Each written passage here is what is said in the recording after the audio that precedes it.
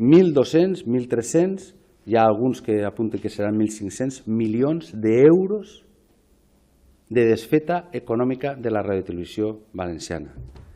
Saben perfectament tot el que ha passat, que ja s'ha publicat, perquè alguns estan en l'àmbit judicial, a més, tot el que té a veure en Gürtel, la visita del papa, però és que hi ha que saber tots els contractes, totes les decisions que s'han pres, que han portat a esta empresa a la ruïna i al descrèdit, que és molt greu, perquè si a més haguem dit, no, és que hi ha hagut molta despesa, hi ha hagut molt de deute, però és que al mateix temps hem tingut una gran acceptació pel públic, hem tingut un gran SAR, hem tingut una audiència que ens ha recolzat.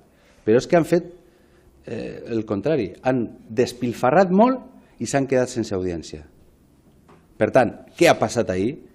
La Comissió de la Veritat de Radiotelevisió Valenciana és evident que és necessària.